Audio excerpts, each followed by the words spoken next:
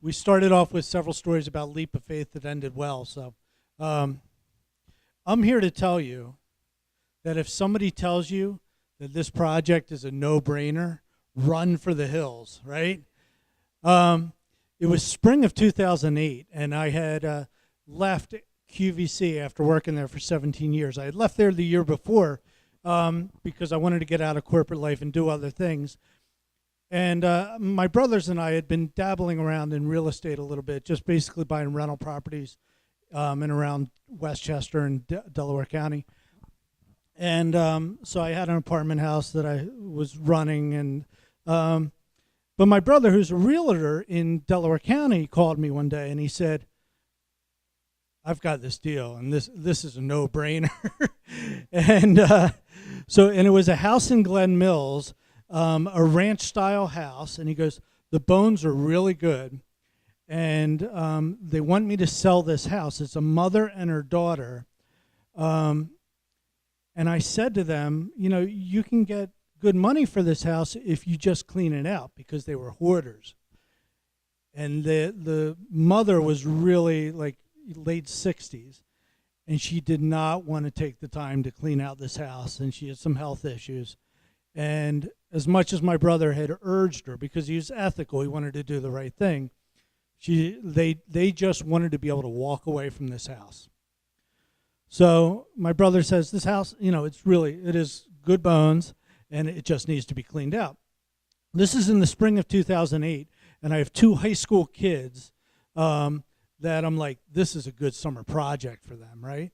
So so I take some of my savings out of the stock market, and we make a lowball offer for cash, and they accept it immediately, which I should have realized was probably something wrong. So this is in like June. The kids are just getting out of school, and I order some big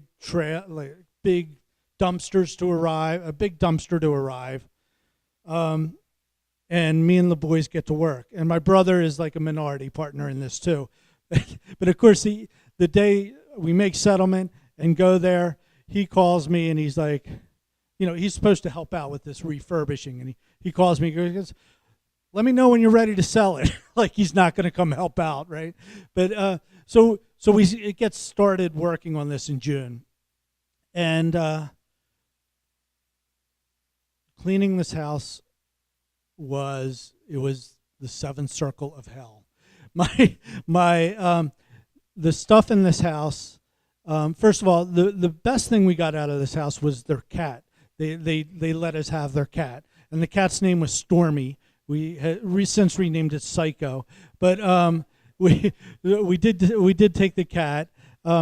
But when we started cleaning out the house, we found we started loading the dumpster up, and we found all types of things, like a dead mouse under the bed, the basement refrigerator, the basement refrigerator had the turkey carcass from Thanksgiving of the previous year still in it.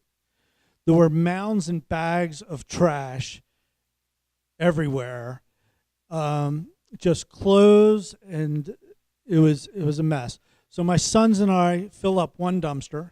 We get that taken away. They drop off another dumpster. We fill that a day or two later, a third dumpster. I think in the end we did 5 dumpsters full.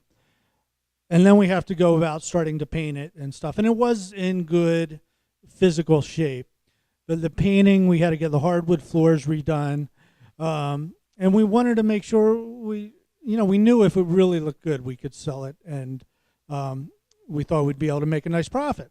So it takes us a lot longer than I thought. What I thought was going to be a 2-month project turned into, the boys are back in school now, and I'm just finishing up in September.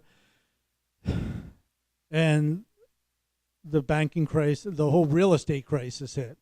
And of course, I was working 12 hours a day prepping this house that I really wasn't paying attention to what was happening out in the real world.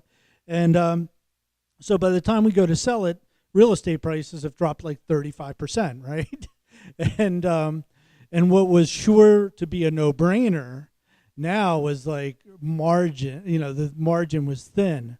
And we put it on the market, and it wasn't selling, and we lowered it a little bit and a little bit, and so in the end we finally got it sold. And after paying for everything, the painting and all this stuff, I broke even. So I spent the whole summer sweating in perpetual hell. I was able to pay my kids a little bit of money, but I ended up the whole summer sweating in perpetual hell, and I only broke even by that September. But the silver lining was, if I had left it in the stock market, I would have lost 30%. So the fact that it broke even in the end, I was like, all right. This is so that when I tell you, somebody says this is a no-brainer, run for the hills, and not every leap of faith ends as well as you expected. So that's my story.